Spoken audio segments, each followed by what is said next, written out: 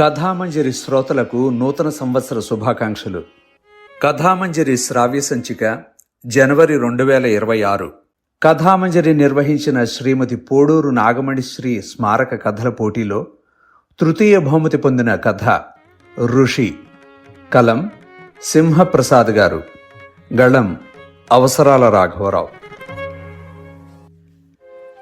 రాము, రేపు రిటైర్ అవుతున్నాను. మా ఆఫీసులో ఫంక్షన్ చేస్తున్నారు. నీకు తెలుసుగా, మా పిల్లలెవరూ దగ్గరలో లేరు. కనీసం నువ్వైనా వస్తే సంతోషంగా ఉంటుంది. అప్పుడే మీకు 60 ఏళ్ళు వచ్చేసాయి అంకుల్. 60 కాదు, 61. వస్తావుగా? పొద్దుటే ఇంటికి వచ్చేయి. మా ఆఫీసరు క్యాంపుకి వెళ్తున్నారు, అందుకని 10:30కే ప్రోగ్రాం పెట్టేశారు. మిమ్మల్ని కారులో స్వయంగా నేనే తీసుకెళ్తాను అంకుల్. మర్నాడు 9ంటికే వెళ్ళిపోయాను. ఆఖరి రోజు కదా, నడిచొచ్చిన దారులు గుర్తు చేసుకుంటూ ఆఫీస్కి నడిచి వెడదాం అనుకున్నాను. కానీ 8 కిలోమీటర్లు అంటే నా తరం కాదనిపించింది. హాయిగా రెస్ట్ తీసుకోవాలి. వయసులో కుర్ర సాహసాలు వద్దన్నారు పిల్లలు. సంతోషంగా గమ్మత్తుగా నవ్వారు. ఎందుకలా? నేను ఉద్యోగంలో చేరేందుకు నడిచే వెళ్ళానులే. అప్పుడంటే నిరుద్యోగి, ఇప్పుడు సూపరింటెండెంట్గా రిటైర్ అవుతున్నారు. దర్జాగా కారులో వెళ్ళాలి అంకుల్. చంద్రం సూర్యం ఇద్దరిలో ఒక్కరూ రాలేదా? ఇంట్లోకి చూస్తూ అడిగాను. లిక్కు లిక్కుమంటూ ఈయన చేసిన ఉద్యోగానికి వేలు ఖర్చు పెట్టుకుని పిల్లలు ఎందుకు వస్తారు? పోనీ ఏ హోటల్లోనో ఫంక్షన్లోనో చేస్తున్నారా అంటే అది లేదు, నిరసనగా అంది ఆంటీ. నొచ్చుకున్నారు అంకుల్. అలా తీసి పారేస్తావేంటే? ఆ సంపాదనతోనే సంసారం నడుపుకొచ్చాను, పిల్లల్ని చదివించాను. లోకంలో ఎవ్వరూ చేయింది మీరు ఒక్కరే చేశారు. మరి లోకాన్ని ఉద్ధరించినట్టు మాట్లాడకండి, నాకు ఒళ్ళు మండుతుంది. పరిస్థితి ముదురుతోందని అనిపించి లేచాను. 11 గంటలకు ఫంక్షన్ మొదలైంది. అంకుల్ని పొగడ్తలతో ముంచెత్తారంతా. ఒళ్ళు దాచుకోకుండా పనిచేస్తారని, సిన్సియర్ అని, చక్కని గైడెన్స్ ఇస్తారని చెప్పారు. అనంతరం అంకుల్ని ఆంటీని పెద్ద పూలదండతో సత్కరించారు. అంకుల్ పూర్వ ప్రస్తుత అధికారులు తన మీద చూపించిన ఆదరాభిమానాల్ని తలుచుకున్నారు. రేపటి నుంచి ఆఫీసులో నాకు కుర్చీ ఉండదనే ఊహే భరించలేకపోతున్నాను అంటూ ఎమోషనల్గా అయ్యారు. మీరెప్పుడైనా రావచ్చు, అందరినీ కలిసి కాసేపు స్పెండ్ చెయ్యొచ్చు అన్నాడు అధికారి. తప్పకుండా వస్తూ ఉంటాను సార్, కానీ అప్పుడు ఆఫీసుకు వచ్చే జనంలో ఒకడిని అవుతాను. మళ్ళీ కళ్ళనీళ్ళ పర్యంతం అయ్యారు. సరిగ్గా అప్పుడు మా నాన్న గుర్తుకొచ్చారు. ఆయన ఉద్యోగం చేసి ఉంటే అంకులతో పాటు రిటైర్ అయ్యేవారు.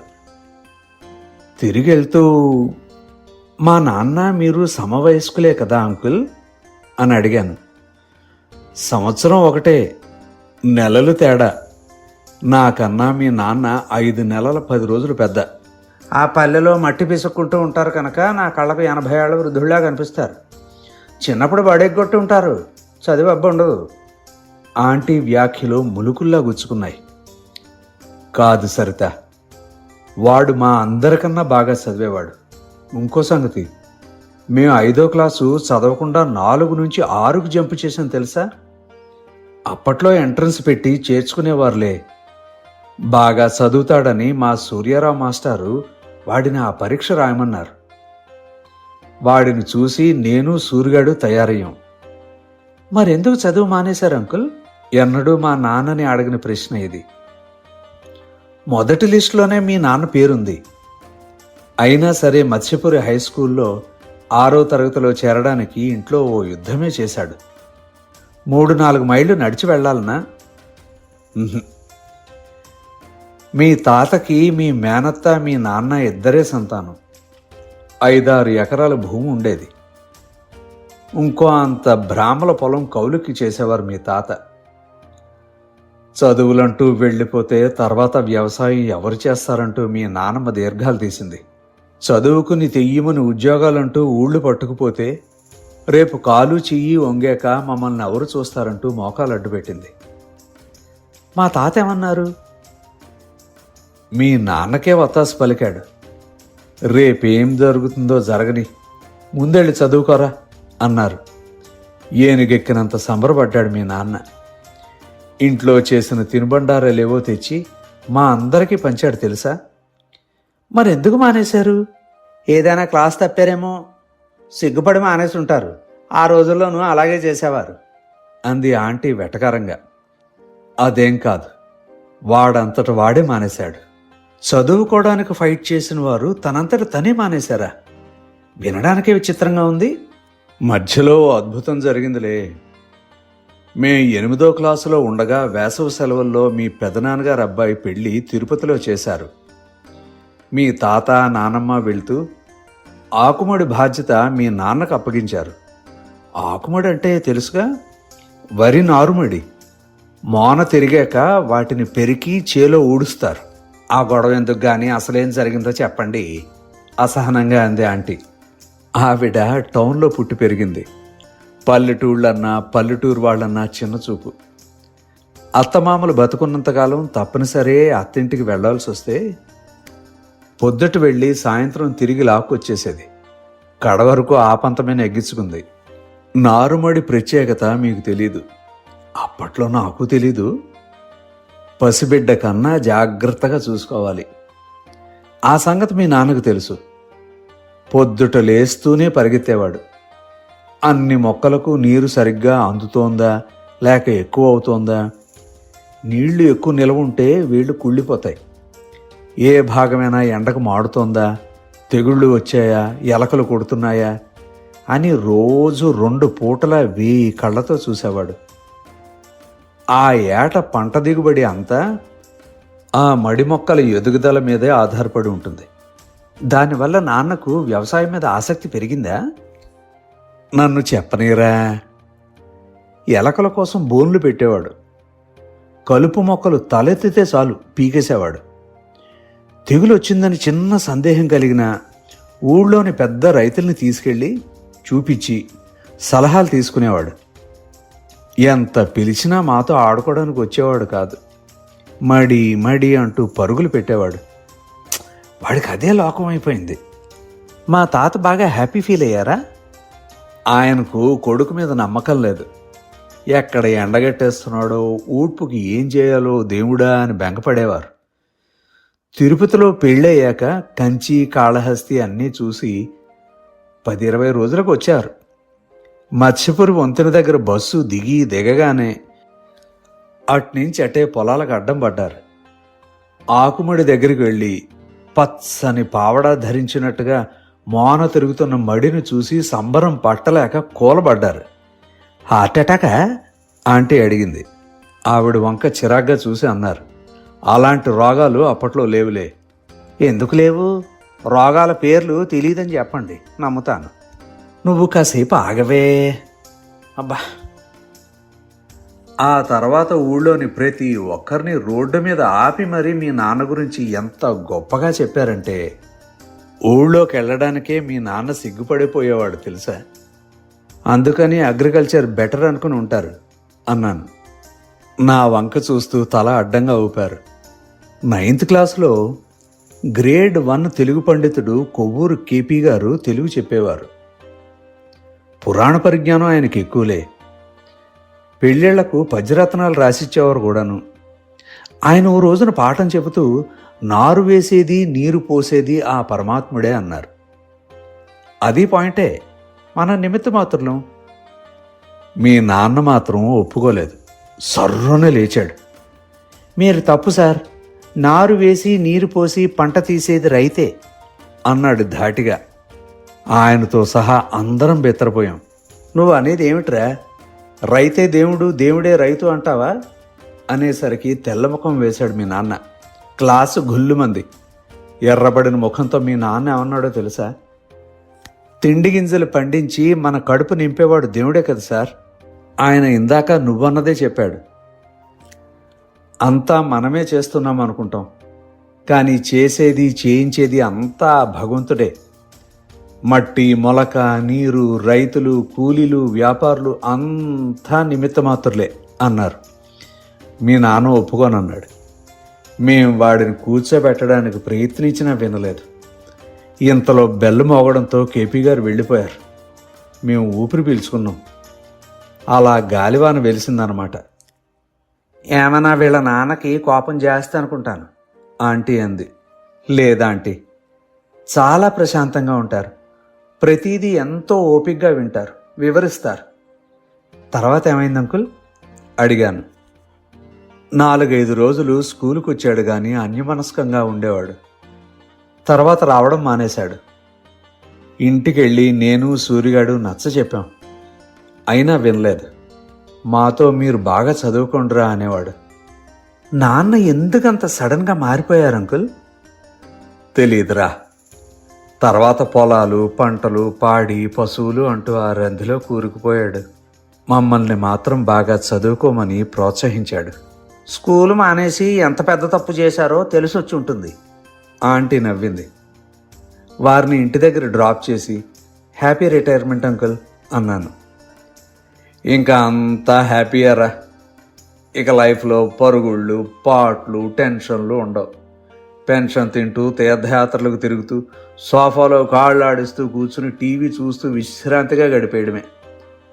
ఆ మాటలుగా ఆంటీ, ఇన్నేళ్ళు చేసింది చాలదు, నా చక్రాలకు విశ్రాంతి కావద్దు, ఇన్నేళ్ళు టైంకి ఆదరాబాదరాగా అన్నీ అమర్చడానికి ఉరుకులు పరుగులు పెట్టాను, ఇక నేను రెస్ట్ తీసుకుంటాను అంటూ ఆనందంగా నవ్వింది. ఆ రాత్రంతా నా బుర్ర నిండా నాన్నే గిర్రు గిర్రుని తిరిగారు. ఉదయమే ఫోన్ చేశాను. కాలం వదిలేర్రా, నీళ్లు చేలోకి మళ్లించడానికి పొలానికి వెళ్ళారు అంది అమ్మ. మధ్యాహ్నం చేశాను. అన్నం తినడానికి కూడా రాలేదురా, అన్నం కట్టి పంపమని పాలేరుతో కబురు పంపారు అంది. సాయంత్రం చేశాను. కూలోళ్ళని మాట్లాడడానికి వెళ్ళారు అంది. సరిపోయింది. మరి నువ్వేం చేస్తున్నావు అమ్మా? గంట నుంచి ఫోన్ చేస్తున్నా తీయమే. మన కర్రావు మొన్న పూర్ణిమకి ఈనిందిరా, కోడెదోడ. మీ నాన్న ఎంత పొంగిపోయారో చెప్పలేను. పాటి ఆలనా పాలనా చూడాలిగా, శాలలో ఉన్నాను. ఎప్పుడు పని పని పని అంతేనా? మీకంటే ఆదివారాలని పండగలని సెలవులుంటాయి. మాకెలా కుదురుతుందిరా అబ్బాయి? ముఖం మీద పిడికిలతో గుద్దినట్టు అదిరిపడ్డాను. మీరు పట్టాను అర్థం గారు, ఏం పుట్టుకు పుట్టారో ఏమో. విసుక్కుంటూ ఫోన్ పెట్టేశాను. నాన్న వరుస నాకేమాత్రం నచ్చలేదు. 4 గింజలు రాబడి కోసం రాత్రి పగలు అన్ని తిప్పలు పడాలా? మేం స్థిరపడ్డాక కూడా ఆ గొడ్డు చాకరీ అవసరమా? పోనీ అలాగని పొలం మీద బోలెడు సంపాదించేస్తున్నారా అంటే అది లేదు. అప్పుల కుప్ప అలాగే ఉంటుంది. నాన్న ఉద్యోగస్తుడై ఉంటే అంకుల్తో పాటు తను రిటైర్ అయ్యేవారు. హ్యాపీగా అంకుల్ వాళ్లలాగా అమ్మా నాన్నలు తీర్థయాత్రలకు తిరుగుతూ కృష్ణ రామ అనుకుంటూ కాలక్షేపం చేద్దరు. ఇప్పుడైతేనే అలా ఎందుకు చేయకూడదు? ఆ ఊహకి ఉలిక్కిపడ్డాను.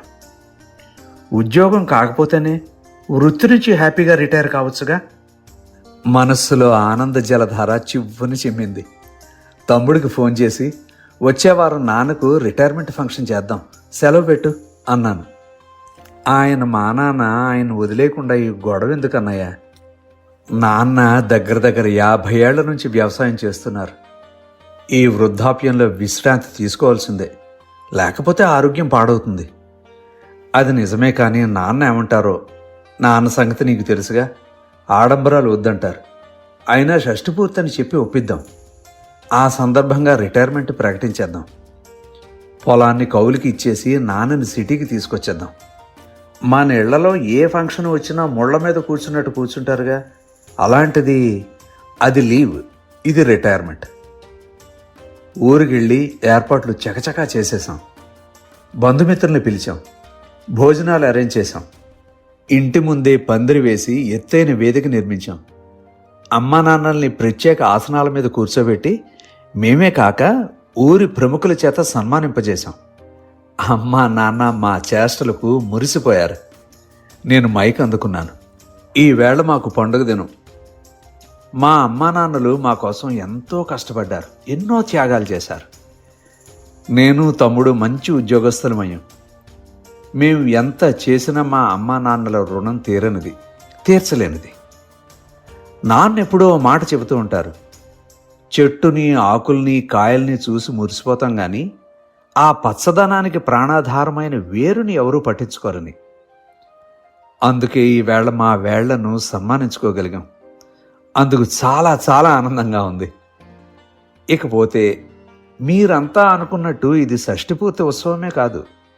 నాన్నతో పాటు ఆయన వృత్తిని గౌరవిస్తూ ఆయన వయస్సు దృష్ట్యా వ్యవసాయ విరమణ సన్మానోత్సవంగా ప్రకటిస్తున్నాం. నాన్న చెంగున కుర్చీలోంచి లేచారు. ఏంట్రా రాము, ఏం మాట్లాడుతున్నారా? ఆగ్రహంగా ప్రశ్నించారు. మీ బాల్య స్నేహితులు రిటైర్ అయ్యారు, మీరు కూడా అవ్వాలి. ఉద్యోగానికే కాదు, వృత్తికి పదవీ విరమణం ఉంటుంది, ఉండాలి. చాలే, పెద్ద చెప్పొచ్చు. సాగు చేయడం వృత్తి అని నీకు ఎవరు చెప్పారా? అది వృత్తి కాదు, మా జీవన విధానం. ఉద్యోగ వ్యాపారాల్లో ఇది బతుకు తెరువు కాదు, ఇదే మా బతుకు. భూమిని విడిచిన మొక్కలు బతకలేమని తెలుసుకోండి. కాలు సాగుతున్నంత కాలం, కాడి మీద చేయి బిగుస్తున్నంత కాలం ఇది కొనసాగాల్సిందే. తాత నానమ్మల సమాధులు మన పొలం గట్టు మీదే కట్టాను. తద్దినాలు అక్కడే పెట్టి ప్రమిద వెలిగిస్తున్నాం. ఎందుకో తెలుసా? ఉన్నప్పుడైనా పోయాకైనా కళ్ల ముందు పచ్చని పొలం కనిపిస్తేనే రైతుకు తృప్తి. రైతు కోరుకునేది ధనరాశులు కాదు, మట్టి తల్లి ఒడిలో ఒదిగి కలిసిపోవడం. ఇదంతా మీకు చెప్పినా అర్థం కాదులే. ప్రాణం పోయాకంటావా, ఆ సంగతి వేరు. ఇప్పుడు మాత్రం మా వేరుబంధాన్ని వేరు చెయ్యాలనుకోకు. వేళ్ళు ఉన్నంత వరకు నాగలి తిరుగుతూ ఉండాల్సిందే. శక్తి ఉన్నంత వరకు భూమాతను కొలుస్తూనే ఉంటాను. ఎవరో చెవిలో చెప్పినట్టుగా అప్పుడే మా శాలలోని ఆవు అంబా అని అరిచింది. మెడలోని దండల్ని విసిరికొట్టి స్టేజి దిగి విసవిస పొలాల వైపు లాగి విడిచిన బాణంలా దూసుకుపోయారు నాన్న. కొంగు బిగించి అమ్మ, ఇదిగో వస్తున్నా తల్లి అంటూ ఉరికింది శాల వైపు. నాన్న ఎక్కడో పిచ్చివాడన్నయ్య కాదురా, ఆయన ఒక ఋషి.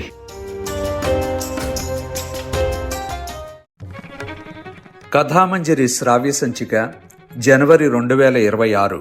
కథామంజరి నిర్వహించిన శ్రీమతి పోడూరు నాగమణిశ్రీ స్మారక కథల పోటీలో తృతీయ బహుమతి పొందిన కథ ఋషి. కలం సింహప్రసాద్ గారు. గళం అవసరాల రాఘవరావు.